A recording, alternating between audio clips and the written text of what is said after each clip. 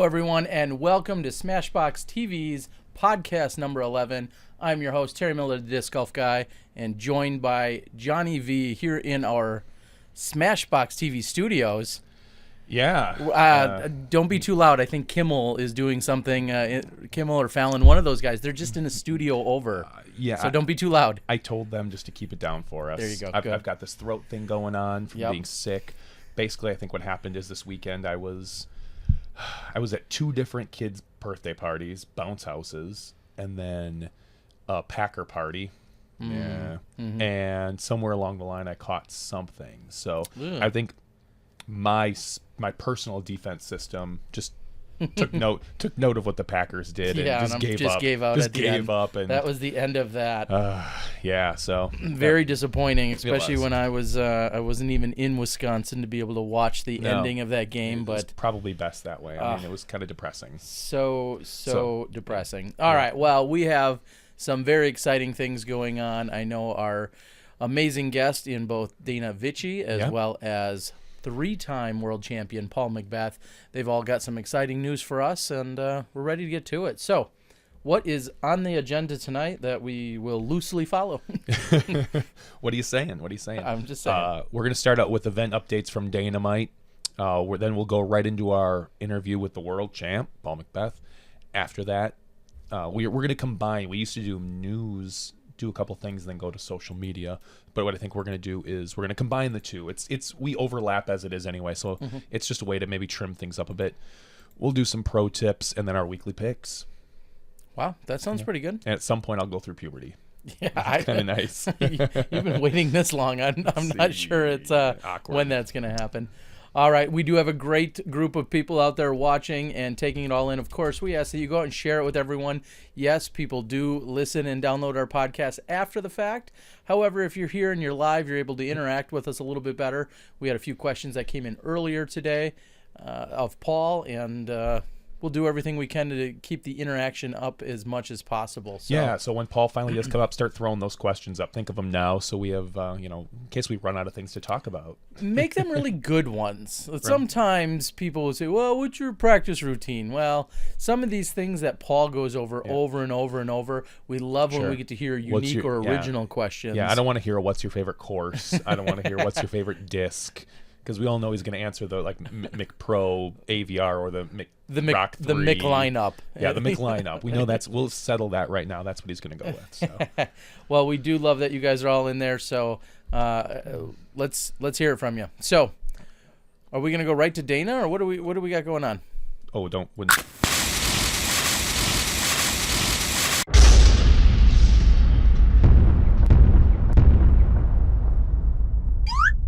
Boom goes the dynamite. Hello and welcome to the show, Dynamite Vici. So glad you could be here tonight, buddy. What is going on? Jonny, Terry, not a whole lot. Oh, awesome. All right, good to talk with you. We'll thank you very much. We'll see you next Tuesday. Looking good, buddy. Looking good. You've been working out? I think I've heard that. You know what? I have been hitting gym a little bit, trying to run and plank and push up and sit up, and I don't know. I might try doing some yoga too. I guess Val Jenkins, she's been posting some disc golf yoga stuff. So very cool. I think I'm gonna dip into that. Yeah, well, probably a couple months too late, but any details you need, she's going to be joining our friends over at Disc Golf Answer Man tomorrow night. So there's awesome. The Answer Man plug. No, but Val is actually going to be talking with the Disc Golf Answer Men. I think it would be. It's Eric and Cool Daddy. So should we make some sort of cut on Cool Daddy? Like, is he really a man? No, who carries that? I'm just saying it's we plural. Love Cool Daddy. So we do. It's everybody tune in tomorrow night. Disc Golf Answer Man with Val Jenkins and yoga. So there you go, Dana. I know it sounds like you're going to be busy both tonight and tomorrow night, buddy. Yeah, and if you guys don't start treating me a little better, maybe I'll just go over to the Disc Golf Answer Man. We should have a bidding war. Emacs silent on the board, so I think that's your hint right there. No response from him on that one. Oh, okay, maybe not. Anyway, all right, what do you got for us? It's starting to pick up. We're here in mid to late January. What do you got for us? Well, as you said, things are heating up. If minus me not playing, it finally feels like the season is here. While I wasn't able to make any tournaments last weekend, I did myself get out for a few casual rounds at Pine Hills on Saturday. Me and a couple guys went and tested the ice bowl layout. Got an ice bowl coming up in a few weeks. For the most part, my throws were pretty ugly, but it felt good to get out there and throw. I know everyone didn't tune in to hear me talk about my casual rounds. I don't know. I mean, it's a hot discussion on the topics. You're not part of that Facebook group? Dana's casual rounds? Yeah, well, I got beat DG Mike, so it wasn't little DG Mike plug for y'all. But anyways, let's get down to business. Texas this weekend had 2 B tiers and a C tier, and they had a total of 438 PDGA players this weekend. So pretty big numbers coming out of Texas. Not surprised there. There's generally 2, 3, 4 tournaments going on per weekend. And so this Saturday was the Heiser Bomb's first offense, and that was a B tier. Jay Yeti Redding and his wife Dez both played in the event, and they both won their respective divisions. Jay played in the Open division. Sometimes we'll see him in playing Masters, as he is Master aged. And Master aged, is that the correct term? Masters aged. Age. Yeah. He's a master. Yeah. Anyways, Yeti went off on round 2. He shot an 11 under, which was unofficially rated at 10.55. So pretty good shooting to Jay. Dez also put together 2 solid rounds. And believe it or not, this is not the first time that Jay and Dez have pulled off the double victory in their careers. Besides their doubles victories, right? Oh my gosh. I'm reading into that, but go on. Yeah, so as you alluded to, they do have some doubles victories. They have 3 world mixed double titles. But what I was about to get at before was this is the 23rd time that Jay and Dez have pulled off winning the same tournament at the same time. That's pretty impressive. I would say so. 23rd time that they've both won at the same tournament. Huh. I mean, it doesn't really surprise me. I mean, obviously, they're 2 of the top players. Jay was very competitive in Open and is as competitive and more so even in Masters. Yep. And then Dez, obviously, 3-time women's world champion. Man, not bad. So she's good. But that's pretty cool. That's that's almost like double dipping when you get to go to a tournament and both of you are cashing. That's very impressive. Yeah, that sure helps out the tour funds. Mm-hmm. Definitely. And hopefully they can continue the good shooting throughout the year and both stay healthy, and would love to see them up at the top.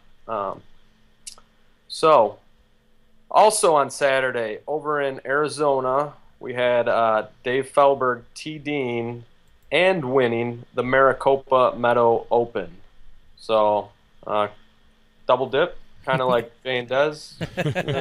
Yeah, in a sense. I mean, anytime you can successfully pull off an event and then happen to play well on top of it, that's usually a bonus, because as I learned, and you probably have learned before, being an experienced TD yourself, Dana, usually one or the other is sacrificed on any given day. You can put on a good event and maybe your play will suffer because you don't get to warm up, or sometimes you may play really well, but that's because you're lacking in some of the organizational skills and details of the tournament. So anytime that you can pull both of them off and do it successfully, you're doing something right for the day. That's for sure. So have you ever won and TD'd a tournament? You have. I'm sure you have.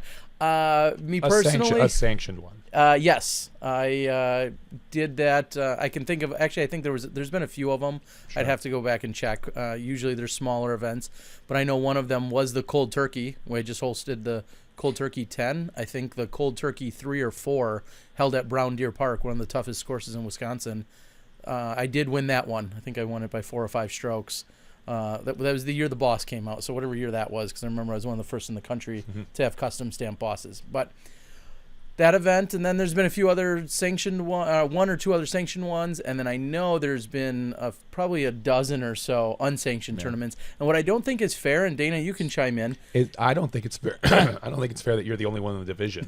Yeah, no, come on, this is open division. But it's funny how mad people get. People would be like, "Oh, that's not fair. You're playing in it, and you're running it, and you win it," and they tell me that it's not fair, and I kind of chuckle, thinking, well, what's not fair is all the work that I'm doing, and you're complaining about it. But how about you, Dana? You're a pretty experienced TD and a very solid player. How many have you won and played in? I have actually never played and TD'd in a sanctioned event. Okay.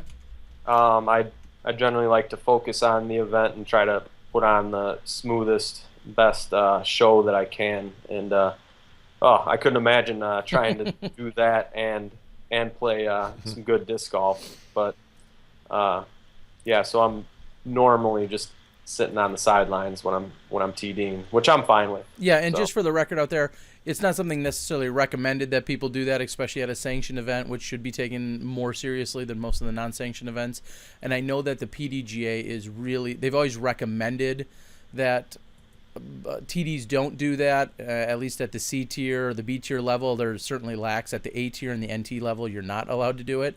So it's something to think about. And as we've just kind of came to the conclusion, anytime you can sit on the sidelines and just focus solely on the event, you're going to run a better tournament almost every single time. So there's a pro TD tip out there. An early tip. Nice. Yeah, exactly. That one out of the way. Yes. Yeah. So back to these results. In Arizona, rounding out the top three were the Ulibarri brothers, Paul in second place and Pete in third place. Okay, we also, down in the Carolinas, we've got to go to our weekly Spikeheiser tournament update. This guy runs like 60. Hold on. I screwed up. This is weird. Spikeheiser did not run a tournament. What? No way. Not a he might have run unsanctioned, but he didn't run a sanctioned tournament. Okay. Was there other stuff going on in the Carolinas that was popular, or what's the deal? Actually, yes, it does look like there was a well-attended event in North Carolina, which was ran by MTL, or Robert Leonard, as some of you may know him. He TD'd, and I think he played in it, actually. He did for sure, because he was saying this was his Discraft debut. Now that he's on the Discraft team, I saw it on Facebook that he'd been practicing quite a bit and got out there with his new plastic.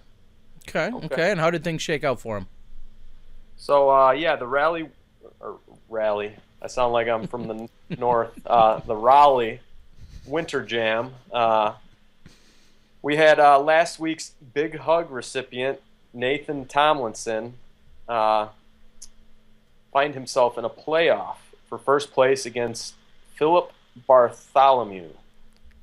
Now, I feel bad because it seems like my big hug from last week just wasn't enough. Nathan was unable to pull out the playoff victory over Philip, and Philip did indeed snag his first ever PDGA win in the Open division. Well, so, congratulations! Yeah, that's quite a feat. I mean, getting that on your belt early in the year, take it to town and go. Very nice. Yeah, so congratulations to him. And then also we had another tournament first for Tim Mirabel, who down in Texas, in Waco, Texas, won the Dynamic Disc Straddle the Brazos Open. He got his first Open win there too. So couple first-time wins. I'm sure very exciting for both of those guys. So congratulations. Good luck with the rest of the year. Now on to one of the biggest events of the weekend. We had Sun Kings Throw Down the Mountain number 3. Now I've enjoyed the DG Guy coverage so far, so thank you, Terry, for the hard work on that. Absolutely. How was your weekend down there? It was amazing. It's a very special piece of property. For those of you that don't know, this was a course that Greg Hosfeld, the Maniac, one of the most, we'll say, prolific and decorated people in all of disc golf. He's also a course designer, and he had this phenomenal piece of property to work with just outside of Brooksville, Florida. And Dana, you've been there, so you know. And coming from Illinois, ironically enough, they kind of lack in elevation in most of Florida. And when you go to that event, they call it Throw Down the Mountain. Again, I don't know if I'd necessarily deem it a mountain, but to them it probably feels like a mountain because it is relatively flat in everywhere else around there. So they originally had a 27-hole course, which is one of the most famous courses in the country for many years. And that ended up getting taken out, and now Mike Barnett and the rest of the Sun King crew, they set it back up every single year for the last I think this is the third year they've had the event. So for the last 3 years, I should say, they've set it up. And you want to talk about a temp course or just any course in general, it's a really, really phenomenal piece of property.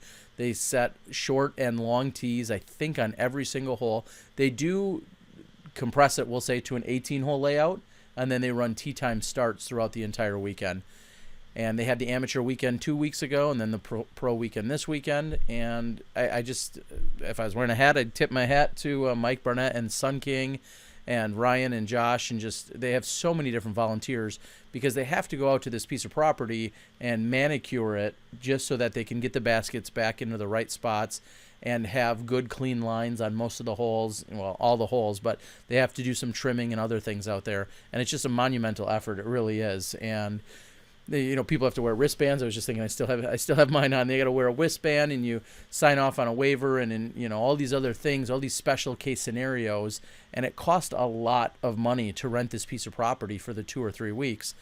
And it's just all around. It's just really a special place, and there's a lot of history there. When Ken Climo, a little spoiler alert, when he didn't win, Ken Climo, though, said, we really should start a crowdsource or a Kickstarter, some kind of campaign to get money together to buy the property so that they could turn it back into a full-time course. Whether it's pay-to-play, it'd have to be some kind of pay-to-play. They have zoning issues and all those other, regular politics you deal with.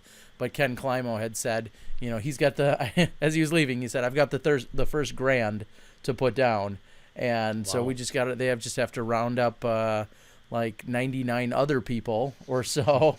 And I think they were talking somewhere in the $1 million range to purchase this, or 800,000, somewhere in that neighborhood. And it would be a phenomenal piece of property to have a course on full time. So congrats. I don't know if you did any of the research on the winners or not, Dana, but I could go through the list of people that I recall off the top of my head.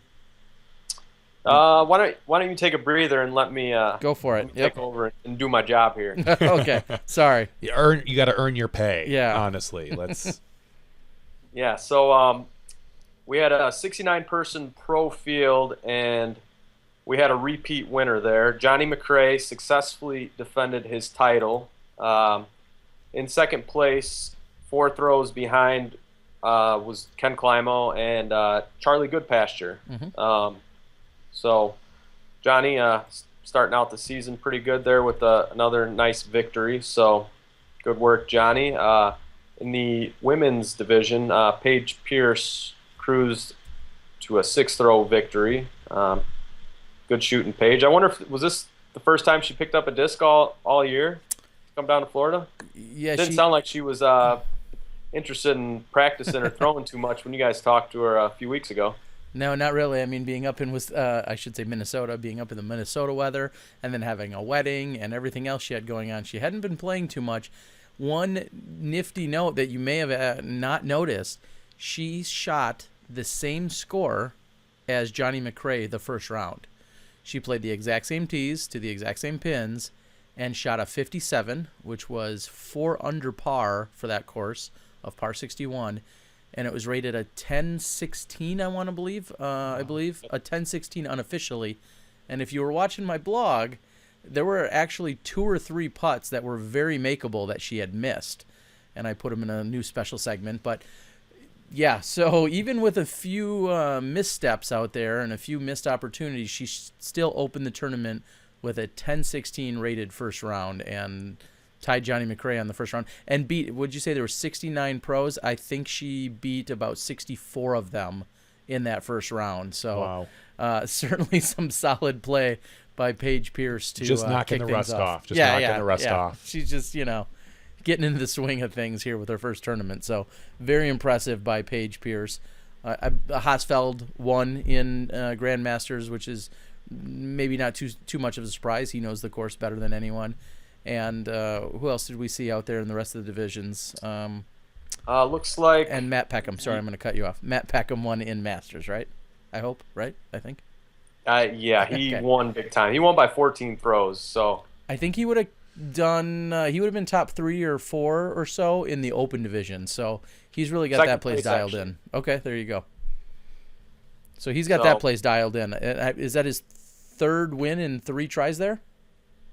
I wouldn't be surprised. I know it's at least back-to-back. He may have actually won that 3 times in the 3 years it's been offered. So if you're in Masters, I don't think you want to go take on Matt Peckham at that course. Go elsewhere that weekend. Or bump up the Open. There you go. There you go. Yeah, where the competition's a little easier, against Jonny McRae and Kenny. Yeah.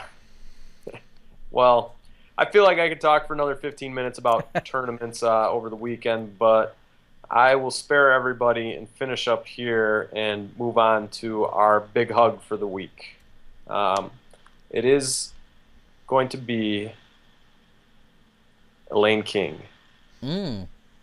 Former world champion, Elaine King. It looks like at the throw down the mountain, she missed the finals and missed cash. So big hug to Elaine. I'm sure that wasn't the way she wanted to start her season, but I wouldn't be surprised if this is the only time that she'll come up short of the cash this year. So good luck the rest of the way, Elaine. Big hugs from us 3. Yeah, she's a phenomenal player, and all those world titles to her name. It's very rare to see her outside of the cash line, and after 2 really grueling rounds out there. Yeah, didn't she do pretty? Was she at Worlds this year? Was she? Yes, she was at the Pro Worlds. Yeah, the Pro Worlds. I think she competed very well this year there for a while. She does everywhere she goes. She's just that good, and it doesn't seem like she ages a day, which is amazing. And her skills are right there, hanging with everyone. So very cool to see. Before we let you go, I know that MTL Robert Leonard had reached out to us and was talking about some of the big benefits. Matt Seary mentioned that they donated almost $400 to Edge this weekend, which is awesome. And then down in Raleigh, didn't they have a pretty sizable contribution for their Ice Bowl or whatever they had going on? Dana, did you see some of that? Yeah, it wasn't an Ice Bowl, but it was a fundraiser for the Eastern and Central North Carolina food banks, and it looks like they raised just under $1,000 for that. Awesome. So, but yeah, good job to MTL and the gang. I know that tournament fills up every year, and they raise a good amount of money every year. So keep up the good work, and good job to Matt down in Texas, getting some funds going for the Edge program, which is also very important. Great. We got people all over the country winning and then doing really good things on top of it. So it sounds like a feel-good weekend all around. Let's hope the rest of them remain that way this year for us. I agree. Well, thanks for having me, guys. Who's the guest tonight? Hold on, let me check notes. I can't tell. Sorry. We have like 115 viewers, and we're gonna have to find out. Yeah, we'll figure it out. I'm gonna dial up somebody in Skype, and we'll see who shows up. We'll take our chance. We'll just random kind of like Snapchat or our something. Mick generator. Yeah, our Mick generator. All right. Well, with that being said, thank you so much as always for doing the work here, Dana. I missed you down in Florida, but looking forward to seeing you in the next few weeks, not only here but also at the Memorial, and you'll be able to give us all some amazing stats and info leading into it and once we get there. You better believe it. All right, pal. Have a great night. We'll see you next week. Right, see you guys. And there you have it. Of course, Dana Vichy giving us some great information. Dana has always been a numbers guy, so it was a no-brainer. Not only were we friends with him before the podcast had started, but he's always been a numbers guy, and he likes to kind of know what's going on, and he's friendly with everybody, and we're just we're blessed to have him and have him check in on the show for us. So thank you very much, as always, to Dana. And as he alluded to, we have a guest tonight. Some of you may have heard of this gentleman. Some of you, well, if you haven't, I don't know where you are. I don't know what you're doing watching our podcast, I guess is what I would say. Yeah. You might be a little delusional or... just coming out of a 10-year retirement or something. Yeah.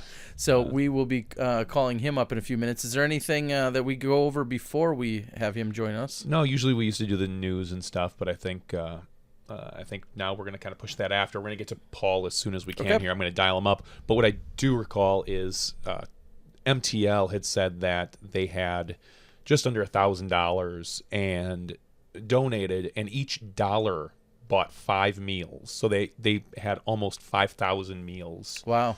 Given up to their local food bank. I thought you meant there was 1,000 Matt dollars there because he's from... That'd be great if Matt Dollar showed up with 5,000 meals for people too. That'd be awesome. Yeah, that'd be a lot of fun. That'd be great. All right, maybe not. Anyway, we are going to dial up Paul McBeth and see if we can get him on the line. Thank you guys for tuning in. Please go out and share it with everyone and let people know that we are here and live tonight. We are excited about all of the future podcasts. We've got about 3 or 4 more before we get out to the Memorial, where we're looking to do podcasts out there on a nightly basis. That should be very exciting for everyone. Wow. And with that being said, perfectly timed almost.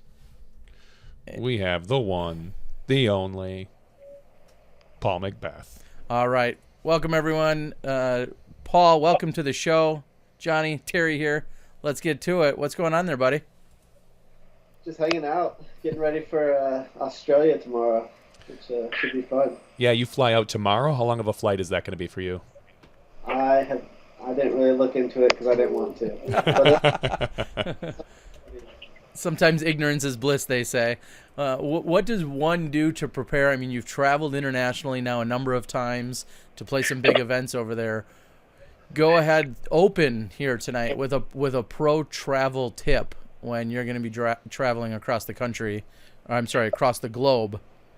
What would be a pro travel tip that you could share with everyone? Get there as early as possible, because that time change and adjusting the way you need to adapt to the time and then the sleep schedule. That's probably the toughest part, because my brother, for example, when we went to Japan, he's like, I'm not jet lagged at all. Sleep at 3 p.m. every day. He never got, adjusted, but that'd be my biggest tip. Okay, so get there as early as possible. Now, in speaking to you prior to going live tonight, you even went out and made a purchase or two. What are some of the things you're going to do on that long plane ride? I'm gonna spoil it for you. I think it's like a 20+ hour plane ride. What are some of the things you're going to do or you've prepared for such a long plane ride? I definitely got some headphones for my plane ride. They kind of match you guys. They got the big ones. Okay, there you go. But I mean, other than that, maybe some games or something for the iPad. But probably a lot of movies. Yeah, you can download that new Pixel Disc Golf on the iPad and just sit and play that. I have that on my phone. Yeah, there you go. You could be a Pixel world champion maybe by the time you get to Australia. And if you need us to, we could reach out to our boys over at Wander & Co. Maybe we could set you up with a set of headphones next time. We know people who know people. I know you need all the help you can get there. So who are you traveling with, and what's kind of the itinerary for you guys? It'll be Jennifer and I. Pretty much, we're going to be there 2 weeks or probably about 8 days early, so we're going to enjoy our time the first couple days. And then once we're there, it'll be her and I, and then I think we might meet up with Simon to do a clinic, as well as Spellberg, prior to the event. But we're just going to try to enjoy our time there and learn the course as quick as possible. And now, when you say Jennifer and I, that's Jennifer Mobley Allen, your girlfriend. Is that just for all those that don't know out there? That's who you're going to be traveling with. What have you learned about the course? I think we saw there was some kind of a flyover or some kind of preview. Have you taken that into consideration, or what do you know about the course and how you're preparing for it? Oh, I did watch that video with the flyover, and it looks fairly open. It looks like it's an old golf course. But I've been talking to Simon back and forth, and he said the course was pretty much designed for him, so I need to look out for him out there. So one of the things that we could be talking about in our social media segment, which is appropriate now, is you called out Simon. I know you guys have had some funny videos throughout the years. I think I've seen darts thrown at one another. Yep. You just recently called out Simon, saying that you're going to be working twice as hard and you're throwing 2 putters in at a time. What's that like, having that rivalry between the two of you? You're relatively, similar in age, and obviously you both have the skill sets. What's that rivalry like between the two of you? It's kind of like a little brother, because my little brother and him and Simon were really close when we were on the road. So I was with Simon quite a bit, and seeing him and my brother interact and hang out kind of gave me the same feel with him. So we're just competitive, and we just do things back and forth like those videos, and just try to have fun and push each other. And is it weird to say that there's someone out there that throws further than you? No, I think there's quite a few people, so I'm not too worried. It's the accuracy with the distance part. So. Yeah. Subtle jab. One of the questions that came in off the board, which we love seeing from everyone, and there's probably going to be more than we could possibly process and handle for you, but one of the questions was, are we going to see a McPro driver? And, we know that you have the Thunderbird, the champion Thunderbird, and the crate. So I'm not sure exactly if they're just talking about the plastic. But what kind of input do you have when you're working with Innova, your main sponsor? What kind of input do you have when you're talking about different discs and things you're attaching your name to? Well, to answer the McPro question, I don't think it'll ever be a driver type plastic. More mid ranges and putters where you can beat it in, wear it down, and have it fly how you like. Mm-hmm. But as far as the disc that Innova designs, they usually have like 20 discs sitting on the table for the year. And they kind of like give me a little piece here and there, like look out for this when it comes out, or we have some new mid ranges coming out later this year. Maybe some you'll like, but usually they're way ahead of what I am. So what disc I'll think of next year, they probably already had it 3 years ago. So I think one of the surprises, maybe surprises isn't quite the right word, but one of the things that we saw is you quickly adapt and pick up and put right into your bag and use quite a bit is the Nova. Talk a little bit about how that made it into your bag, and then from there talk about how any disc makes it into your bag. If I can throw it and trust it right away, then it'll immediately go in my bag. That's the biggest thing with my disc. If I can throw it 5 times and watch it, fly the same way all 5 times, it'll go right in my bag, regardless if I already have one of those in my bag or not. So with the Novas, with it just being so straight and consistent, that was just so easy for me to put in my bag compared to beating in a DX ABR and having to wear it down, and then seeing the different flights. It'll start out overstable and then beat to understable. To the Nova, whatever angle I throw it on, it's going to fly. Just like that. So the Nova was a pretty easy choice for me. And now when some people are, again, we got a lot of questions out there. People talk about you and your training regimen. They see you. We know that we've talked about it right here on the show. We've talked about the facility that you've built, and you're doing these videos and so on and so forth.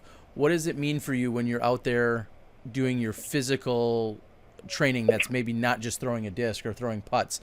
I'm talking about doing actual workouts and things of that nature. I'm always trying to stay active. I played a lot of other sports growing up, so being physically active was key to any success in any sport. So I just try to stay in shape mostly, because if I know my body and physically how I can what it's capable of, then it's real easy to translate that onto the disc golf course. and I know my capabilities, so it helps me out mentally and physically on the course. So it's a pretty key for me, and I didn't discover that until after I went back to play baseball in 2010 and 11. So that's kind of where my game changed. And would you say that gives you a distinct advantage over everyone else, or over the people who maybe don't put in that kind of extra effort? Would you say that is a distinct advantage, or is there something else that gives you the advantage? I mean, everybody just wants your secrets. No, I think it really helps, honestly. This winter, I've seen a lot more players working to get physically in shape. Nate Sexton, for example, has been telling me, I'm on that McBeast regiment right now. And he said he's getting some compliments from people that are starting to notice, and he said it's helping him a lot. So, it's a goal of mine to push others on and off the course. Well, I was really hoping that we'd get a video of Sexton like bench pressing McBeast, and that's what he meant, like the McBeast workout. Maybe later in the touring season. Yeah. Nate, like yourself, and we had him on the show, and I saw him this weekend. He's just an all-around super nice guy, and he, like yourself, is somewhat reserved. He's certainly not, this wild, crazy, party animal that we know some of our players are.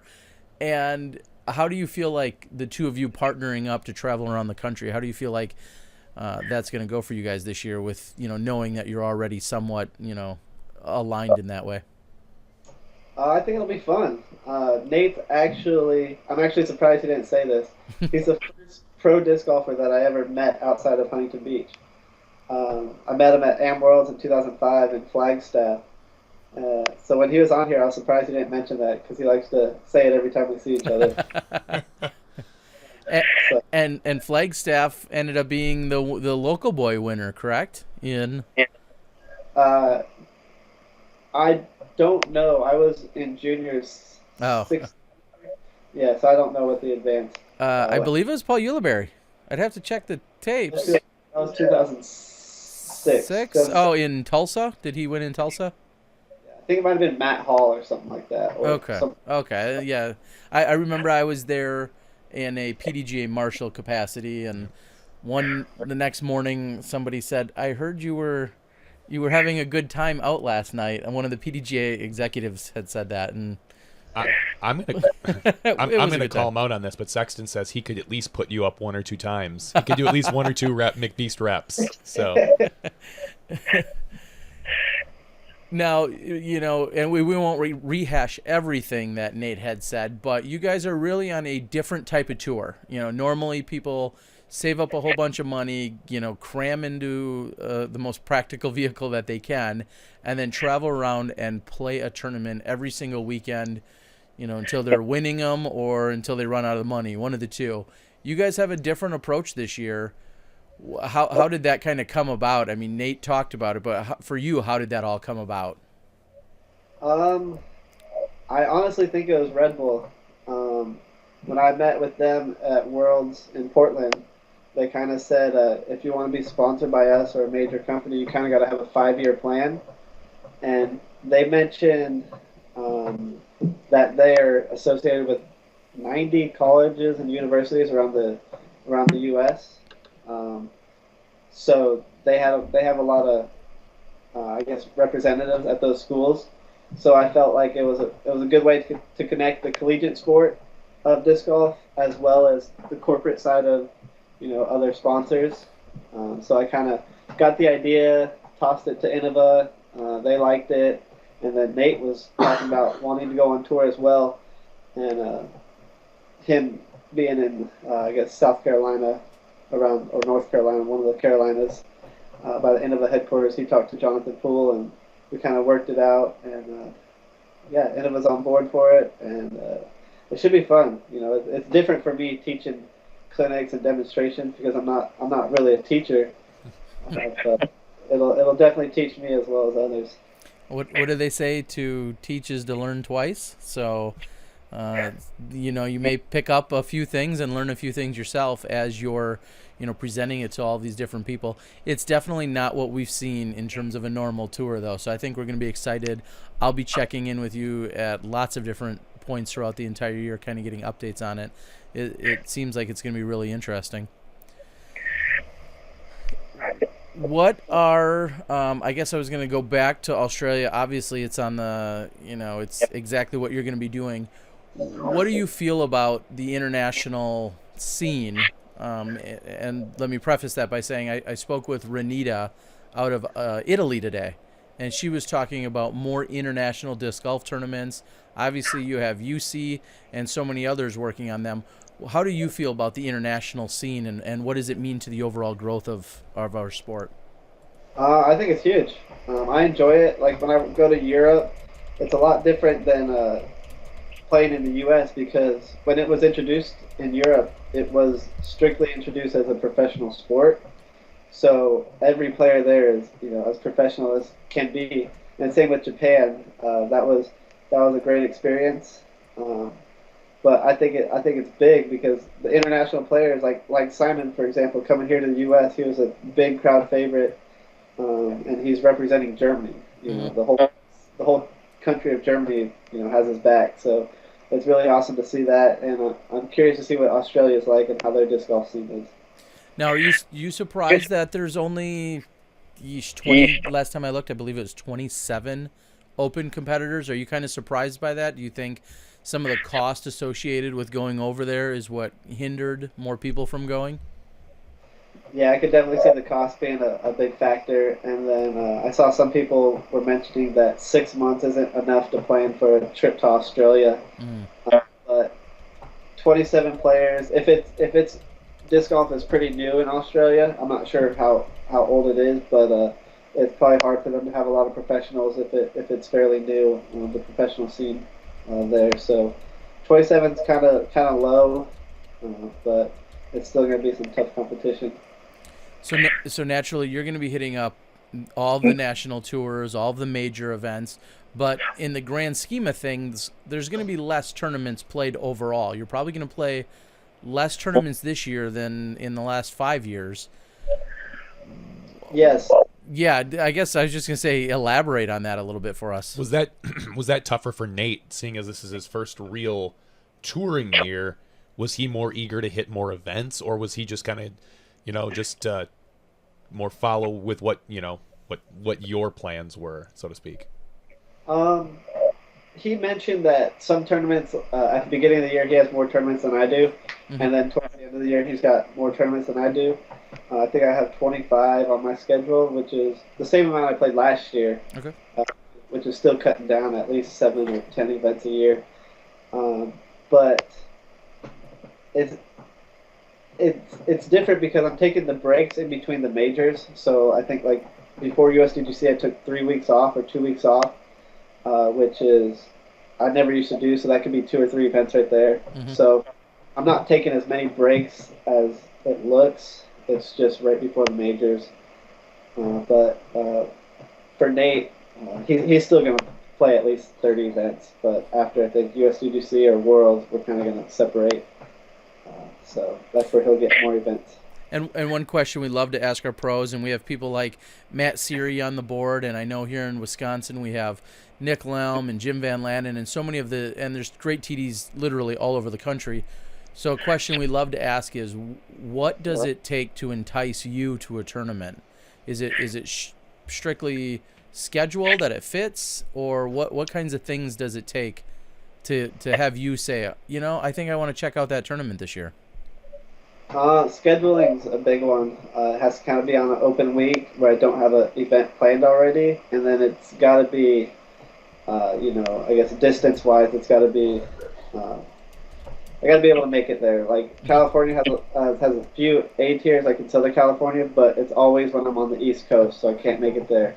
It's around USDGC time, and then, for example, the Ledgestone I've never been able to make it to prior to this year because it was again on the schedule. I was probably on the West Coast when that event was going on. So scheduling is probably one of the main factors, and But I don't go to events where they message me and say I have $10,000 added. I don't go to the events for the payouts. I go to play a good tournament with good competition, and then if it fits the schedule and makes sense, then I'll be there. Are you going to continue with the McBeast Diaries this year? I will. Yes. Yeah. It was hard finding a cameraman because my brother won't be traveling with me this year. He's doing his physical fitness stuff, so he's trying to be a personal trainer. So he won't be filming. But Kyle Sautel, which is a lot of people's fan favorite, he's good with the camera, so he'll be filming most of the events and putting them together.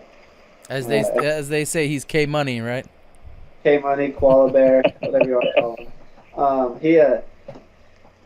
He'll be filming a lot more off the course stuff, kind of the personal life instead of the events, because people like Terry and Disc Golf Planet and all these people that are taking footage. There's plenty of filming going on as is, but people don't know what's going on off the course.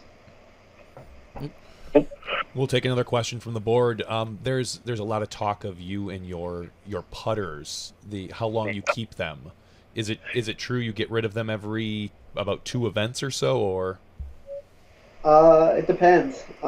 It could be if I win like a national tour or a major, I'll retire them. So those are like my personal trophies, because sometimes you can't keep your trophies on the road unbroken all year. Sometimes they break. But these putters I know I'll take care of.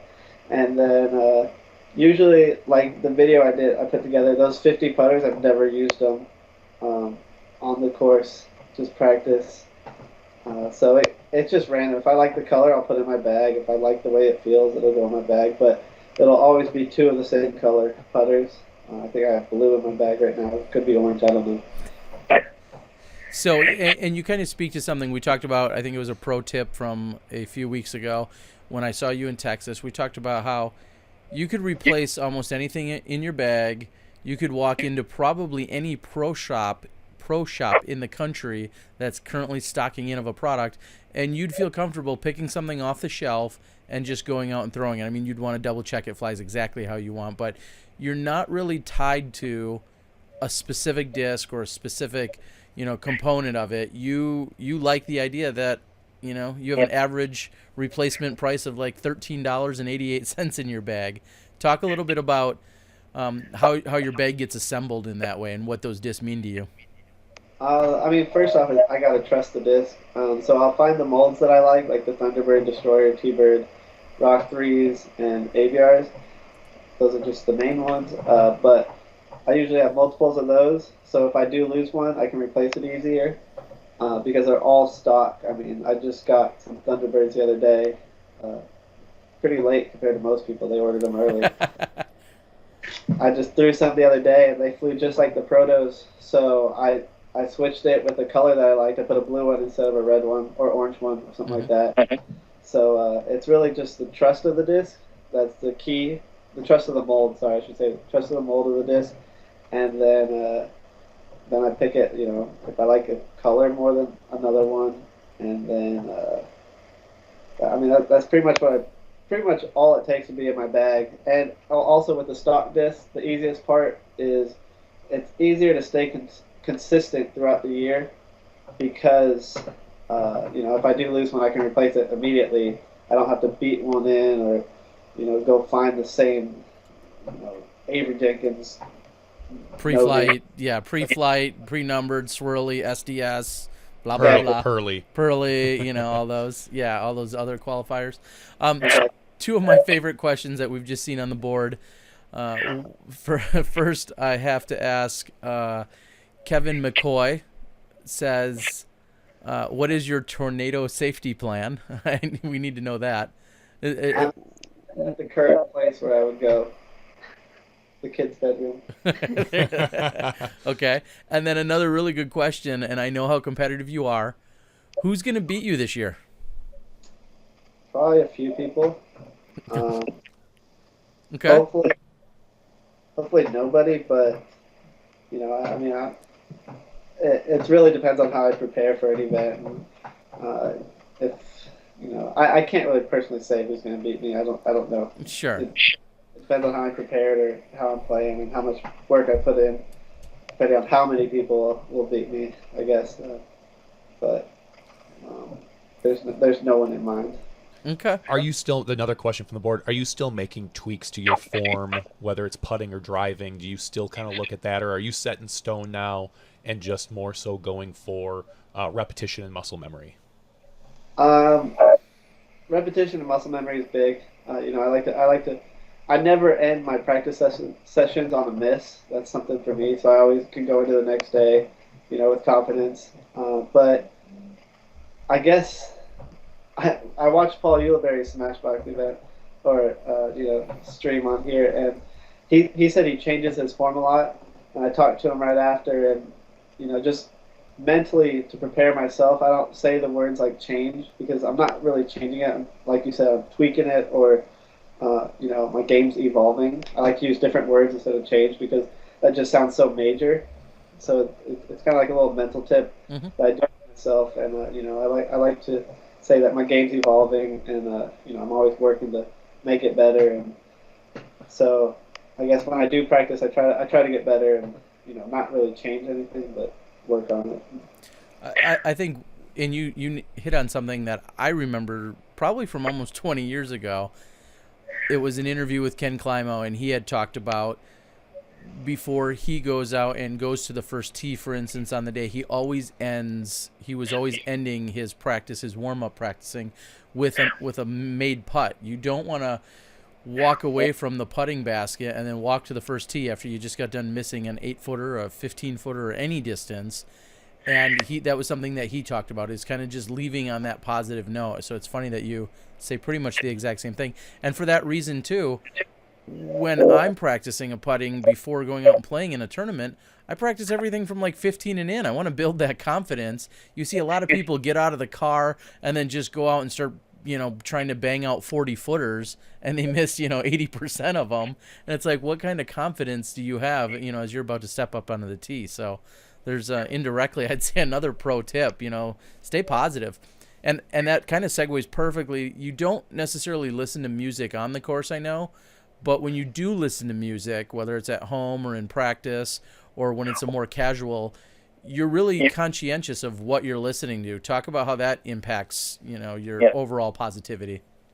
Yeah, I mean, it's always positive music, that I listen to. I like to listen to like motivational music, and then songs with like catchy lines in them, to where I'll just get that 7-letter sentence in my head and just repeat it all day. And it's kind of weird because when I come off the course after a tournament, I just don't know what's going on. I'm just so lost in my head because I've just been saying the same 7 words in my head for 3 hours or something like that. So it's kind of hard to snap back, into reality. But it is. I mean, you gotta, I guess, be dumb out on the course and not think. You just gotta go do what you practice. Some people like to write down what they practice, what shots on what holes, and I just keep it by memory and go out and do what I practice. And if I do that right, then I should have a chance to win. But if I go off my game plan, then there's no chance to win. So I guess for music, it's really just finding a song with a catchy line or something to motivate me and just keep me in that no thinking area or zone. Have you read any books about mental toughness? Mental toughness. There's a million of them for golf. I mean, no one's written one for disc golf yet. But have you gone out and looked at that at all, or are these all things maybe you've just picked up along the way on your own? Honestly, just picked up along the way. I've been told about some books to read, but I've just never had time. And I like to watch other sports athletes like Jordan and LeBron and Tiger, and just study them and see what they do, and mentally, and try to take something from them. They're the greatest at the sport they play, so they're doing something right, and they're all doing something similar. Muhammad Ali is actually one that I like to read a lot about. He's smart with his words. Our boy Luke Hainwall from Wisconsin assumes that you're T Swift, never mind, T Swift fan maybe, but one of his questions, and we'll call it, I know that it's somewhat cosmetic, but He is a big hat wearer. I normally wear hats. You rarely wear hats, even though you have one on tonight. Talk a little bit about your hats, and then also just even your presentation on the course when you talk about how you dress and the presentation you want to put out there for everyone. Hats. I wear hats quite often off the course. I don't like wearing them forward too often. This one is the USDGC hat. Mm-hmm. I wore it because I'm second to Little Shoe Strict again. 11, 10. So I made sure to wear this one today because I'll never forget that. I definitely learned from it. So it's another step forward. But as far as hats, I like some flat bills. Usually just wear them backwards for looks more than anything, more than that was, I guess, part of my point is you're from the practicality, and I know you have a baseball history, but from a practicality, you're not wearing a hat on the course because I had to for baseball mostly. Now that I don't have to, I'm not necessarily going to wear one because with baseball I had to every day, but I mean it was for a purpose. But I don't need to on the course. And then it kind of just gets in the way. If we're in the woods or something, I'll snag it on something and pull it off. But when it comes to presentation on the course, it's really a few years ago, I always thought it was funny with Nate Doss wearing collared shirts and Feldberg. And I was like, why are you wearing a collared shirt if you're in the woods? And it's kind of changed now. I see why. I've grown, and it's kind of the image they were trying to portray, through the years. And so now I like looking good on the course. It's definitely different from the style of me off the course. I kind of like t-shirts more, but on the course I like to look good, professional, and try to put a good image out there for myself, others, and just kind of try to make it more marketable. So how do you explain your caddy at USDGC? I mean, come on. He's a trooper for sure. Unique, special? Are those some other words you like to use? I mean, he's got really good style, but when he says he'd wear anything, he just said the wrong words at the wrong time. To where we just go to Ross before every event and look for some very creative clothing to put on him for the major events, and it's worked out though. He gets noticed, especially those orange pants. Well, needless to say, it proves that you guys are still having a good time with it when you're out there. Obviously, you're serious on the course, and you're trying to get business done, but you can have a little sense of humor and roll with it. One thing that continues to come up, and it came up on our board, and I know there was some joking around in my video blog a few months or last month in Texas about the forehand shot. And Paul Ulibarri, who you're good friends with, and I used to jab at you guys for going for best dressed on the course between the two of you. But talk about your forehand, Paul's forehand, forehands in general, and I guess that even segues into Scott Stokeley and his call out. But talk a little bit about your forehand and where you're at and how you feel about it. I feel it's good enough right now. It could get better. It could definitely get better. But I don't think I'll say it. I won't say I'm in the top 5 or top 10 because it just motivates me more to get better. So I think I need to work on it more. I don't have the distance that someone like Ricky does, or those people up north. There's quite a few people that just have forehands that go forever up north.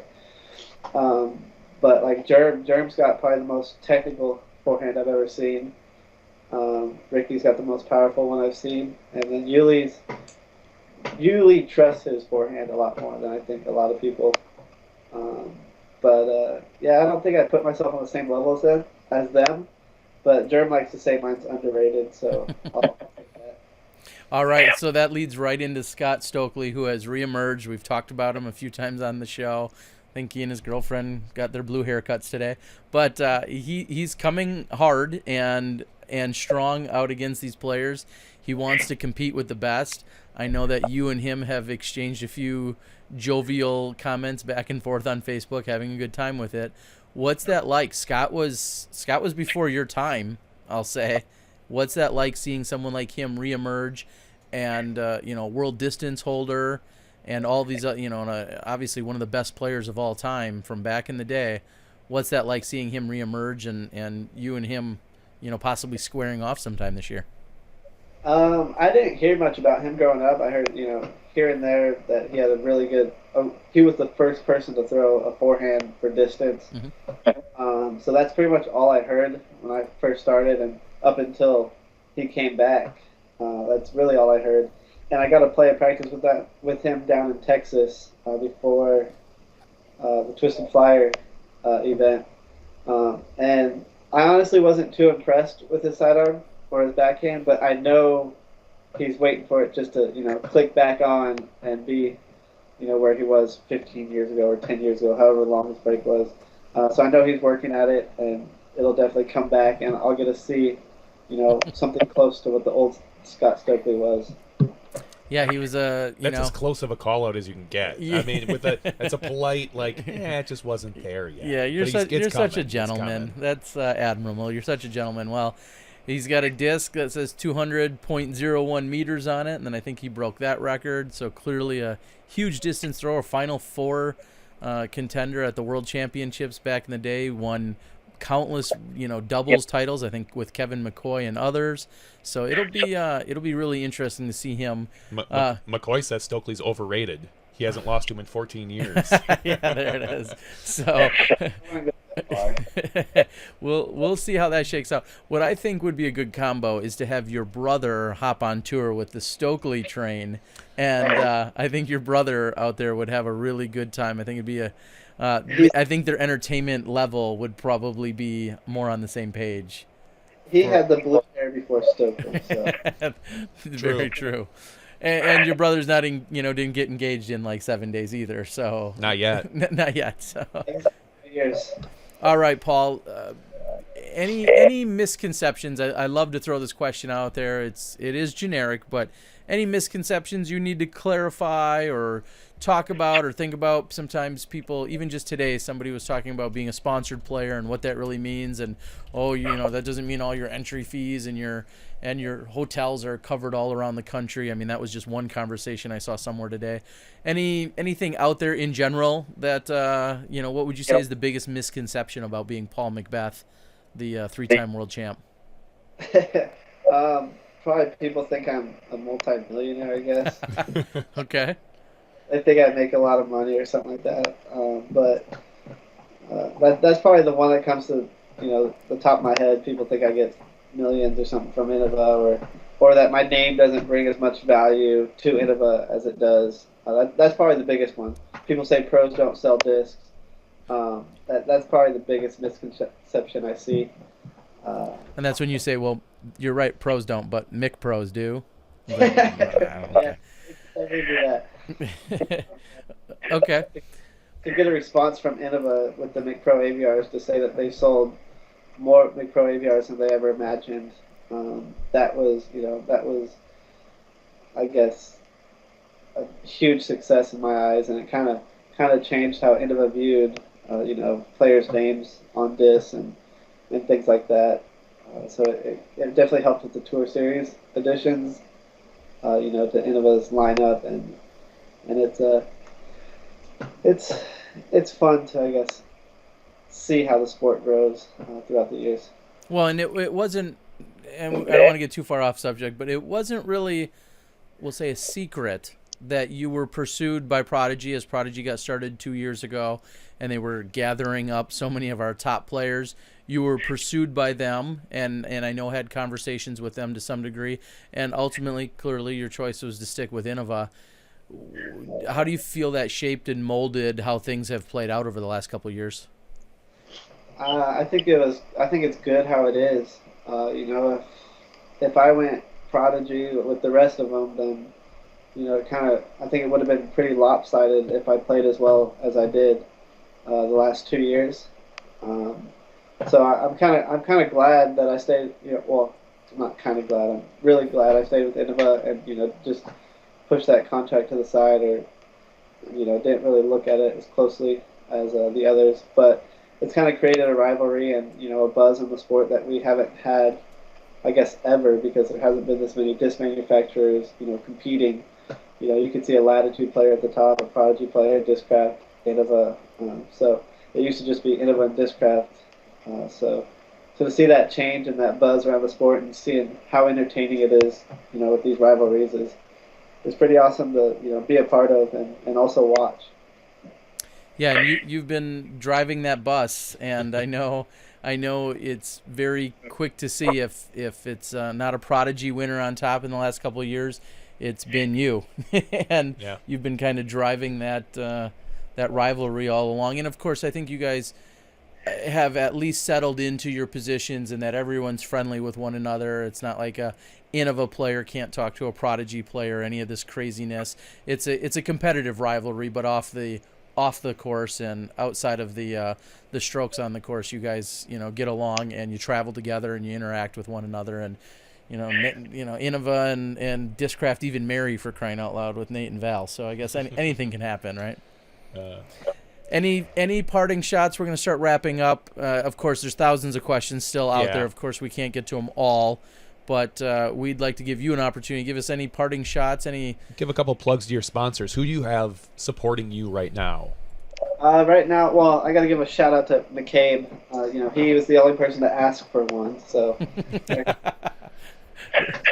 got you. But as far as sponsors, Innova Champion Disc, of course, they're the biggest supporter, and they help me, with everything, and I wouldn't be where I am today if it weren't for them.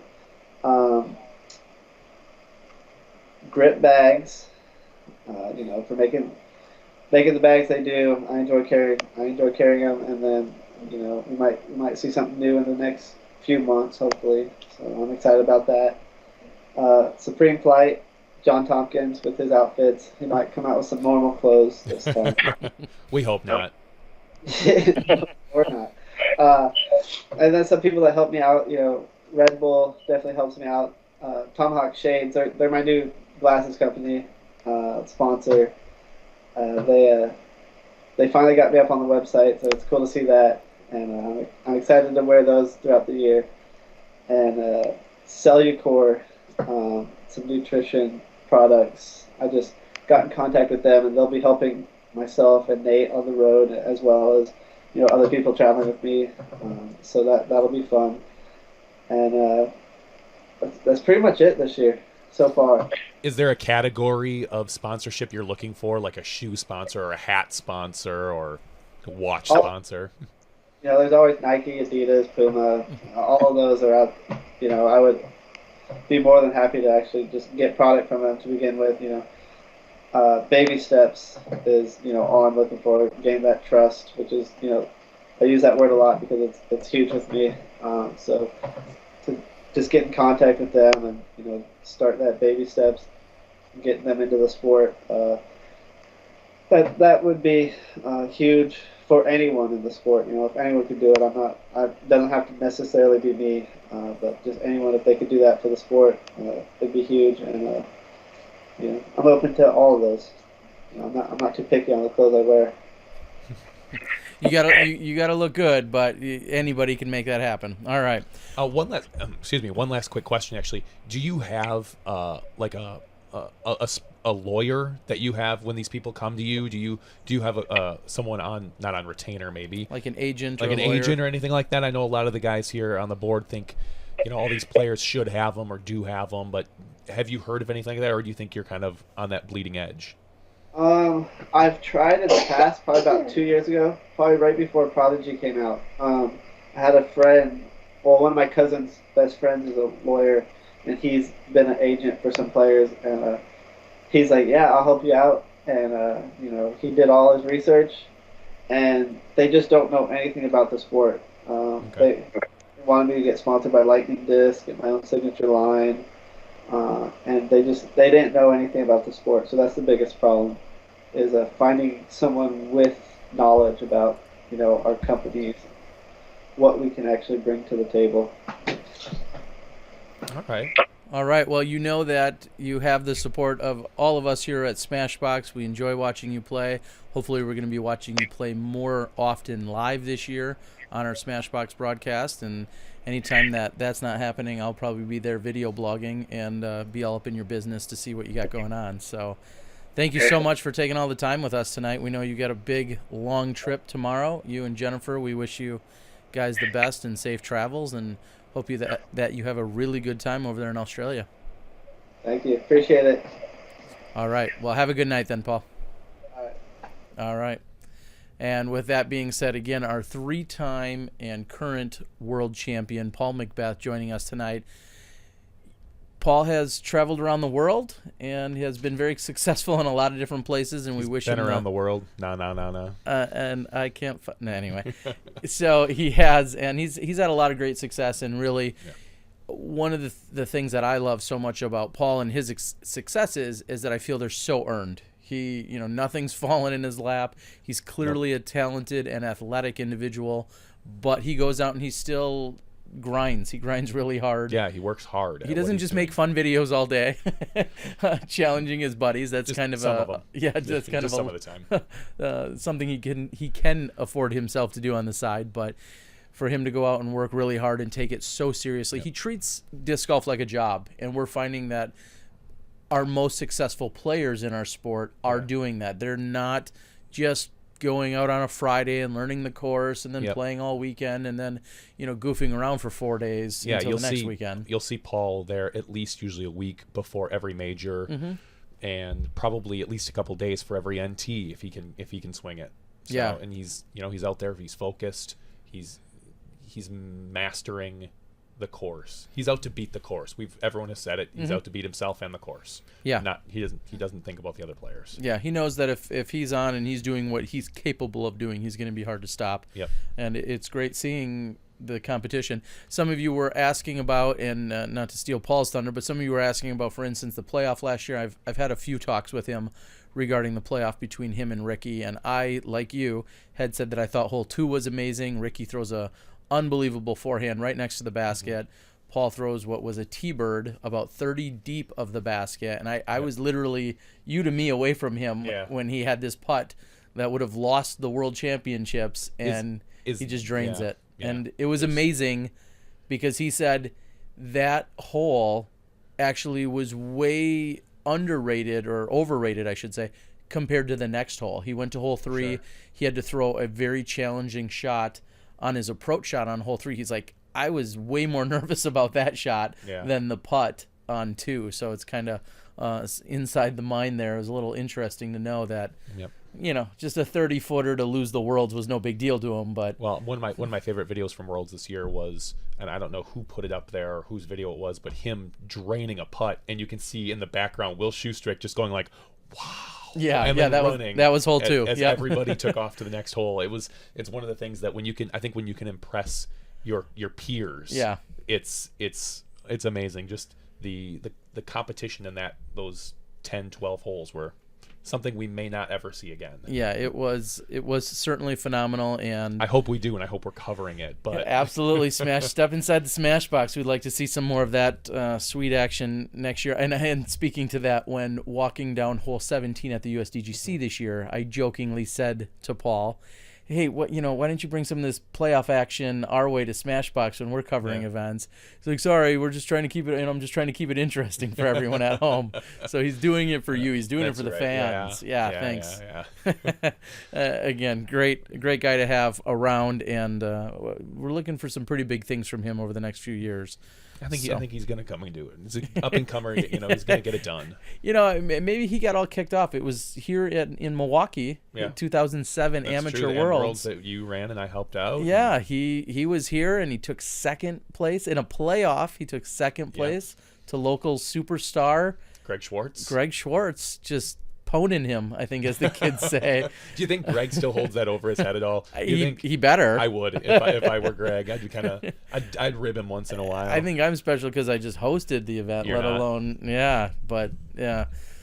So let's Good get stuff. to some news. Thanks everybody for the questions. They were really useful and helpful. It helps us move along really well, especially when we get some really good ones out there. So this week, and I think we kind of avoided talking to Paul about it because I don't know how much he really knows about it. Is the Innova V-Rock? Mm-hmm. They were released. Is that a car? That's the. Is that the IROC? Oh yeah, that's right. IROC, Okay, the IROC okay. V. I don't know. So anyway, the VROC special came out, and I don't know all the details on it, but it looks like it's a real limited For now. release for now. They say that about every manufacturer. They're always limited in the beginning, driving up the collector's market. And there's some crystal ones coming out and things of that nature. And then from what I saw, there was some issues with the website, people having problems ordering. I think maybe the demand had kind of. They need you. You're super IT guy. I'm a pretty good IT guy. I think I could make things happen for them. We could rent out your services Sure. in exchange for a whole bunch of discs. or money. Okay. Discs don't do me any good. So yes, we saw that came out tonight. We saw some good, some bad people, of course, that got their hands on one, so to We're speak, or happy. figuratively got one in their cart, as opposed to the people that didn't. There was, but I believe that's a fundraiser for some of the events going on over in Europe with UC and the rest of the guys. We briefly touched on it with Paul, so we'll graze over it quickly. Just the Scott Stokeley's out there; he's still active. Very active on social media. Him and Kristen, they got blue haircuts today. They got their blue haircuts. Do you think they keep the extra blue hair hanging around? I don't know. Who knows what they're doing, but he's energized and charged and ready to go to hit the tour this year, and I'm excited actually. Exactly, that's exciting for everybody. It's exciting for everybody because he's clearly what we thrive on here is gossip. News and gossip helps, but news. And I think Stokely's one of those guys that's going to make the news. Yeah, one way or another, for good or for bad. Hopefully for good. But yeah, he's out there doing clinics and whatnot. He's notorious for his clinics. So yeah. So we'll go past that. And you came in tonight to my house and stole the studio, sorry, and stole all my bandwidth, uploading your most recent, and is that the finals? It's the final 9, but it's not quite the final video of the weekend, because I'm going to put something else kind of fun together. But yes, the final 9 from Throwdown the Mountain. So awesome. Thank you for being patient out there. It was an incredibly long weekend of walking 20 to 30,000 footsteps up and down this mountain all weekend, and then going and getting it downloaded and editing until 3 or 4 in the morning, and then trying to have it upload while I sleep for 4 hours. But I got, and there's no we here. I don't know why I'm looking at you. Yeah, your bandwidth doesn't count. I got the final 9 loaded. Jonny McRae, Calvin Heimberg, who's a local, so they're very impressive, 999 rated player, along with Ken Climo, Charlie Goodpasture, and then rounding out the 5-some was Cam Lincoln. I had to think about all the new people I met. Cam Lincoln, and saw all 5 of those guys, and it was really just a phenomenal, again, great course, great property, all that stuff. Check it out. Just uploaded tonight, just before we started the show, actually. So the final 9 is out there. And I think it was one of my better products. I'm just going to say that. Yeah, you were saying that. I was just really happy with, I did a few things on the editing side. I still am no Bobby Brown. I'm no Joe Height or any of the other gentlemen that put together phenomenal videos on a regular basis. But I'm really proud of it. So go out and watch that. It's about 38 minutes along with my commentary. And I'll apologize now. There's a little panting. I think everybody, even the people that were in shape, did a little panting at some point. It's called Throwdown the Mountain. Yeah. Whether or not we joke about their mountains. That's still. And walking up them and then trying to time my live commentary with not, when they're not throwing. Correct. It's challenging. And, you and I have talked about this off camera about do commentary versus no commentary, things like that. And one of the things, I think you and I have come to the agreement of is, you might as well do commentary because people can always mute it. Yeah. If they people don't... could only mute me in real life. Oh, God. Good Lord. I can actually. Goodbye. Don't touch the dial. No, don't touch. So, yeah. So, I mean, I think there's a real divide in that. But I'm all about the commentary, and then if you don't like it, mute it. Play some music or something. Yeah, exactly. And I know there's been conversation too, and I'll address this right here and now. There's been conversation about, well, I don't like the commentary. It's not necessary. I'd rather just watch it or have some music to it. Certainly you're welcome to, but at a place like this weekend, when I can talk about, there's a steep drop-off directly behind the basket, which you may not see no matter what camera angle I give you. Or when somebody goes OB and you don't necessarily know it.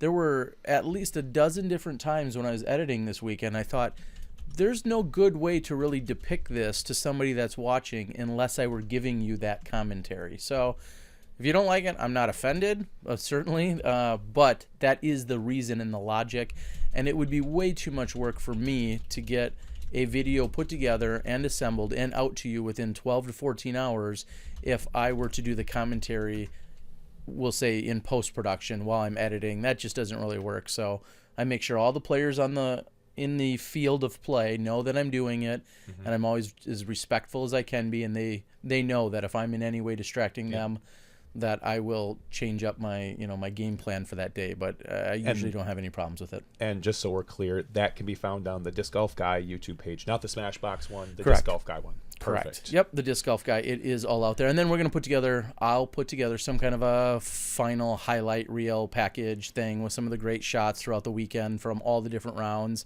some of the extracurriculars that happened. There was a lot of funny stuff that happened. And I will give a quick update out here.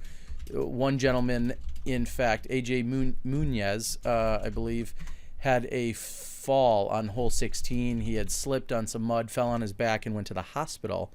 And he seems to be doing fine. A little update there. He was also one of the gentlemen, it was him that was responsible for having the catered food that was out there all weekend. So, AJ, we're thinking about you, buddy. We hope everything is good. Sounds like you're on a quick road to recovery. We missed you on Sunday, of course, but understand that you were kind of laid up, literally. Yeah. And we know that you're in our thoughts and prayers out there, Going to make a full recovery, according to Keith. So yeah, that's good. Good to hear. We expected as much, but it's always talk about something scary, unique. Yeah, and I said it in the video. Like, these players had more than a half-hour delay on this hole, on this one particular hole, because that's where the accident happened. Well, and again, in a video, it happens instantly. We saw that at Am Worlds too. We were doing down that steep staircase. Somebody had taken a spill. Hole 17. I think there's only, I can only count maybe four events I've seen or been to where an ambulance has had to be called. Yeah. So. And it's not for your hot play usually. No. So anyway, thank you everyone that's tuned in and has watched that. Please take it all in. The Throw Down the Mountain. It's all out there. And huge thanks to Mike Barnett, Sun King Disc, Josh, Ryan, the whole crew, and all the other staff and helpers that made that possible. It was my second year being down there, and it's a really good time with great people, and of course my hosts Dwayne and Brandy, who they had me sign their bedroom door. Well, not their master bedroom door, but their guest bedroom door. Yeah, exactly. So instead of signing a disc, I saw Avery Jenkins' name on there. I saw Val Jenkins on there. So they have you sign their guest bedroom door, which was unique. Do you take that if you move out of the house? Do you take that with you then? I would think so. Yeah, I would think so too. Yeah. I don't know, but my in-laws' house, they have a door from when they were kids that has all their height and stuff. So, all marked off from when my in-laws and stuff were kids. But that's something. Yeah, that's interesting. I signed a door. So excellent. All right, we're gonna move on, and I wanted to make a quick announcement. I know it was just a few episodes ago. We were talking about how many members were signed up. The total members of the PDGA, they are now at more than 71,000. Jeez. One of our friendly bearded brothers got exactly number 71,000. 71,000. Okay. And I guess I was thinking, you used to be able to somewhat reserve a number or get a specific number. It was a challenge. You and I both are able to do that for our kids. And they're no longer allowing that. There's some technical challenges to that. Yep. So as Chris had pointed out on Facebook, he said he got number 71,000, like on the dot, and that's because he was camping out and timed it that way. Really? Yeah. So I guess it's kind of funny thinking about the challenge now of people checking the PDGA page, because it all updates instantly thanks to all these great enhancements over at the PDGA page. And he was going after 71,000 on the dot, and he got exactly that. So that's dedication. It'll be funny to see as numbers continue to evolve. Like, I'm such and such, and I want 99,999 taken. I don't know if it was ever reserved back in the day. Back in the day, yeah. Or 99,000, yeah. Which would you rather have, 99,999 or 100,000? The 99,999,999. That I think I would rather have that. Okay. I don't know. I mean, I guess they're both kind of cool. And they're both cool in their own right. So, but Okay. 9,999 by the Rustler. I mean, he's got a world title to his name. What year did he win it? 1999, duh. Bingo. So, well, if you get 99,000, you're going to wait for a while for your world title. and not that we're just trying to give a plug, but yes, SmashBoxxTV does have their own promo discount code through the PDGA. So if you want 20% off of your new memberships, not renewals, but your new memberships, New only. reach out to us, and we do have a discount code for you just for being a loyal listener here. So we do appreciate that. All right, let's move on to, I believe there's an update as far as Brett needs a new Brett Hansen-Begg, motorized wheelchair. We've talked about a couple times, and I'll just leave it at this. He's over 5,000. That's so awesome. he's shooting for 20,000. There's 77 days left. Okay. And get out there, push social media if you're out there. If you have or haven't donated, go ahead and get out there. You can do a search under Fund Anything for Brett needs a new motorized wheelchair. Brett needs a wheelchair. You can Google it. It'll be out there. And give what you can. Yep. He's we got to send a shout out to Holly Finley. She was selling her Rookie of the Year posters, and she was selling them for $10 a piece.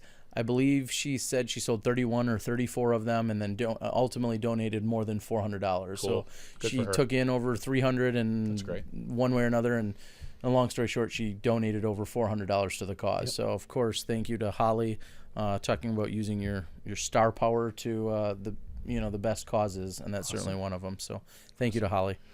And let's move on to our pro tips. Terry, what kind of pro tips do you have? I would say tonight, and this is something I saw this weekend, and it's something I firmly believe in, and it came from a mentor and a really good friend, and someone I looked up to that I still look up to in a lot of ways. We affectionately call him Daddy Jenkins, Tom Daddy Jenkins, because he took me to my first World Championships. He was in his 30s. I was a 16-year-old punk. Now I'm just a 36-year-old punk. And we affectionately referred to him as our dad because he was our legal guardian for that week. And really the general premise is just always be prepared. Always have everything you think you need. And kind of makes sense. It does. It's all too obvious. But when's the last time you had to rush to a Walmart between rounds to get a umbrella or to get towels. A towel? Exactly. I've been there. I know. See, okay, it seems all too obvious. I understand because it's not for being lack of preparedness, but I mean, some things happen. Your umbrella breaks, or you can keep a spare umbrella, keep a lot of towels, put them in plastic bags, things like that. We could do an entire video series on just prep. Yeah, and I think you just but you did just hit to it perfectly. Yep. Sure, you might have 6 towels with you, which probably is enough for more events than not. Yep. It's probably great. Put 4 of those into a Ziploc bag. Yep. Or put the smallest 1 or 2 into an even smaller Ziploc bag, because that Ziploc bag could ultimately keep the scorecard dry later. Yep. When somebody doesn't have a Ziploc bag to keep the scorecard dry. So bags with inside bags, to hold your towels. I mean, if only we knew someone who did videos that could maybe do a preparedness video. Series of those. I'm gonna look into some right. guy. That wouldn't be a bad idea. But there's a reason. I may go to a weekend-long tournament that literally is just Sunday or Saturday and Sunday play, and you'd think maybe I just need 2 pair of socks. I might bring 4. Yeah. Because whether it's rain or any other reason, I always make sure I have extras. You will almost never hear me say at any tournament at any time, hey, do you got a such and such? Can I borrow a such? Rarely will you ever hear those words uttered out of my mouth, simply because I bring everything in the kitchen sink. Yes, I've traveled with you. we know usually, I think when we put your bags on to weigh them, you somehow slide your hand under to lift it so you don't hit that 50-pound limit, because those things are spilling out. Yes, I would rather bring way too much stuff and not use it than just simply not bring enough. So correct. That's my tip, is make sure that you are more than prepared and bring extra stuff. If you need it, go ahead and bring extra. Wait a minute. Whoa. Chiming in on the board here. Eric Hold McCabe, up. DDTV covered this? Oh, snap. Oh, man. Well, you know what? We'll take a look at theirs and we'll see if it's good. Yeah, I'm guessing it is. Eric McCabe may know a thing or two about preparedness, world champion and all. All right. Well, I got to admit, Eric, you just busted me. I didn't watch your latest episode then and steal that idea. So it was just something that came to me today. Actually, it came to me after attending the Throw Down the Mountain. Sure. And seeing people that did it or didn't have umbrellas there, so on and so forth. So those are I did borrow a towel once. Thanks, Wade. No, I think he borrowed a towel from you. Oh, okay. So, yeah, there awesome. you go. So yeah, go out there, take a look at the DDTV coverage, see what they got. Maybe I'll go out and take a look later too. And just maybe instead of me doing a video, I'll just screen scrape their video and then put it into my video blog series. We'll get some After Effects. Maybe just have you in the background or something. Yes, green screen or something. Yeah, we can do that. Cool Daddy and Eric. Awesome. I'm sure they did a good job. So definitely for sure. check out what they have going on as well. That's awesome. They probably just told you to bring more DD stuff though. Make sure to have your DD shoes and your DD towel and your DD Ziplocs. They do a great job, so They do. certainly really check that out. All right. So that would be my tip, and then I'm going to lead right into our friend of the show who said she's a huge supporter, and she clearly is, and we want you to go check out what she can do for you. That is Nicole Bradley, who provided me I have not seen that. with a brand new beanie. Where were you hiding that? I got a big head, so I barely fit into this one. We'll have to see if it fits you, and maybe she can get us matching ones, she said. His and his beanies. Some people have been wondering for years, so we'll get his and his beanies. But Nicole, thank you. It is beautiful. Cool. We love it. She, nailed it in terms of the Smashbox logo. I've seen that she has done other ones recently that she put out there. I know your wife knits, and I'm not gonna speak ill of your wife, No, but not at all. I mean, can she do this? Because this is that looks crocheted. well, either way, however it was done, I don't it's know nice. for sure because I don't really care, but It's nice. it is. It looks really nice. It feels nice and thick. It's warm. Can you reach out to Nicole on Facebook? You can. She is out there on Facebook, and so reach out to her. I believe I saw recently that she's moving. Not that we're trying to stalk our fans, but I think she's moving from the Flagstaff area all the way out to the East Coast into Maine. Okay. So maybe if she's Well, driving, I'll tell you what, Maine, you'll need a lot more of these in Maine than you will Flagstaff. and if she's driving or maybe even walking when she moves, I bet she could do this while she's traveling. That could be. And she could knock some of these out. So Nicole, thank you so much. Like I said, we got to get Jonny something similar here. Yep, for sure. Should we get you a DG guy one that you could wear on your head so I could be on your head all the time? No. Okay. I don't know, just an idea. All right, our weekly picks. I'm going to try to make mine quick here because the more I talk, the more my voice gets shredded. But I'm going to recommend a book this week. And They still make those? They still do. Actually, it's a book that I read. Okay. And by read, I mean I downloaded it on Audible, which Oh, I could have Audible as a pick because I absolutely love listening to audiobooks. It's called The Martian, and it is a book. It's science fiction. It tends to be my genre, but it is a book about. What are you pointing at? Oh, sorry. Go on. Anyway, it's a book about a maybe based just real slightly in the future. A book about a guy who was somehow stranded on Mars. You'd have to you have to kind of listen to it. I recommend the audiobook just because I think they do a phenomenal job with it, and it really kind of puts you in it. It's the guy who wrote it actually I think worked for he was some sort of aeronautical engineer. It's very, very factual based. Obviously there's some stuff for story, but on how this guy survives on Mars for I forget how long before people have to try to come back and get him and what happens. I won't ruin the story and whether or not he makes it or not, but it's a phenomenal book right now. So it's getting a decent amount of press. So That's with Matthew McConaughey, right? I saw that I movie. know they're actually I heard they optioned the movie, and I think I heard Matt Damon is going to be his name's Watley, the guy who's stranded on Mars. So clearly it's a very popular thing right now. So go out and read the book before you go see the movie, because I don't know if it'll be 2 or 3 years before that movie's made. Who knows? So it's phenomenal. The Martian. Andy Weir, I believe. The Martian. All right. Well, I've got to tell you, I have 1, 2, 3, 4. I have 4 different picks. I'm only going to give you one. I had 4 potential picks this week.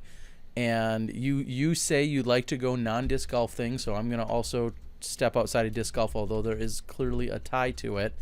And my pick of the week, thanks to influence from Kobe, Paige, and Madison, my pick of the week is spike ball. Okay. Spike ball is... Sounds painful. like something I might go to the doctor for. Unfortunately, one top professional in Courtney P.V. McCoy may be going to the doctor for it. We heard a pop, and she may have lost part of her knee or ruined her knee. But Ouch. spike ball is a much smaller volleyball. It's more handheld. You can certainly fit it in the palm even of my little hand. But you try to hit it onto a net, and you and your partner, it's 2-on-2. You and your partner can volley back and forth, and then you, just like in volleyball, you have 3 chances to then hit it onto the net, and then the other team has to hit it back to you. So you go back and forth. It's 2-on-2, commonly played on a beach. This weekend it was played at Throw It on the Mountain. I was introduced to it for the first time. I've seen it a number of times, and some of those same people talking about it. But to actually get in there and play it was just a lot of fun. Really? Is it like someone asked, is it a new age can jam?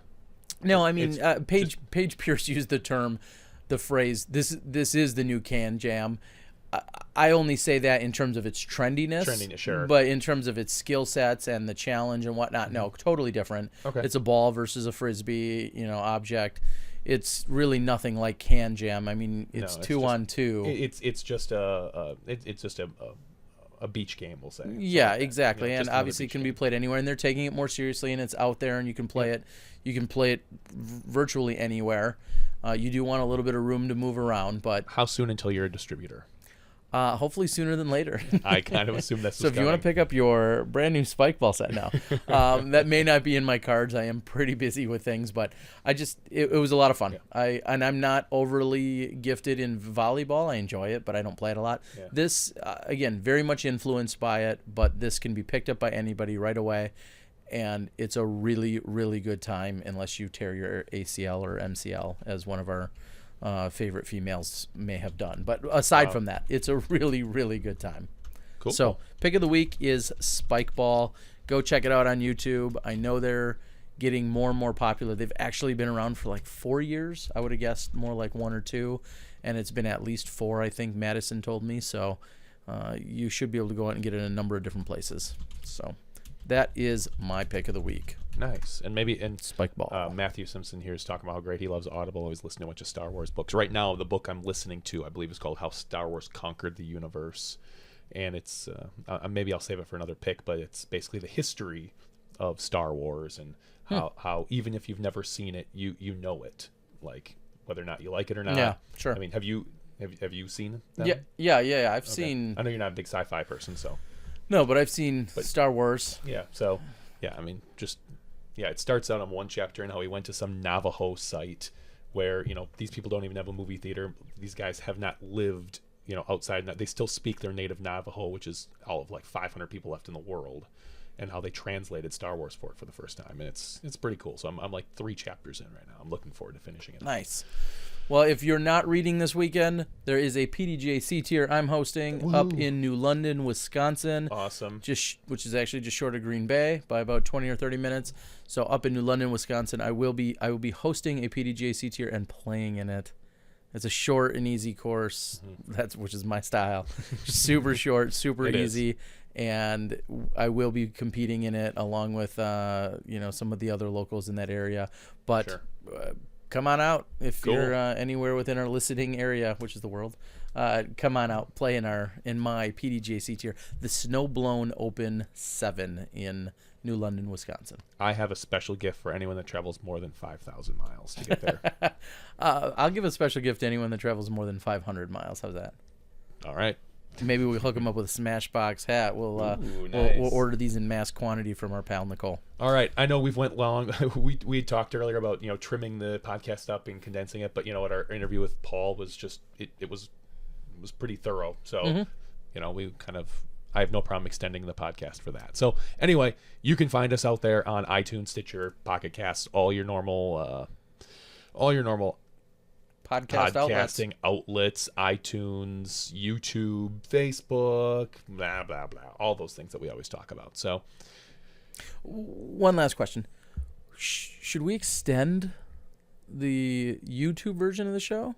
Maybe have a little after hours? Like maybe I'll get all crazy, maybe fire up a milkshake, or we get all crazy in here. No, but one thing I've seen with some podcasts is maybe for the YouTube version versus maybe the audio only version. Not put it out on audio, just kind of a private. Gives you some incentive to come check us out live. We could do that. We could do like a private YouTube viewing where we put the link, we somewhere post the link, or we find a way to get it out to people, and then it's only available for a certain amount of time. Then we make it private so nobody can see it after a couple days. Yeah, so chime in if that's something that would interest you. Yeah. We could be directly interacting. Yeah, we could do call-in show. We've got Skype. We could have people call in and ask us questions or talk to us, or we could figure something out. We could have more of a conversation with everyone that's out there that maybe we reach out to us on our Facebook page. Let us know if you'd like something like that. Okay, yeah, certainly do that. Our guest for next week, we're going to nail down. I do apologize with my traveling. I didn't put in the effort there that I should have, but we will get a guest announced very soon, and we'll be here next Tuesday for sure. We're thinking about, so we just got to nail it down with that move. So, yeah, I think we should call in that Terry Miller guy. See how he's doing. No, I like the disc golf guy better. I struggle with both of them personally. Yeah. All right. Oh, special thanks to Aim for the Chains, who's been religious about posting our YouTube clips out on Disc Golf Course Review. So thank you for that. I pop in there every couple of weeks just to see how things are going and answer any questions. And the cesspool that are all message boards. Yes, yeah, all of them. There's better and there's worse in there, but yes, I do pop in there and try to clear some things up and do some defense when I have to, or some offense. Sure. So thank you to him. Yes, absolutely. All right. With that being said, this was podcast number 11. Of course, we have to thank our guest, Dana Vici, bringing you all of the weekend updates that we so much appreciate and that we need. Also, thanks to our 3-time world champion, Paul McBeth, who's about to hop on a plane and fly over to the PDGA Major event taking place in Australia. For all of us here at Smashbox, as in Jonny V and Terry Miller, the disc golf guy, thanks for enjoying the show and tuning in tonight, and we'll see you next week when you step inside the Smashbox.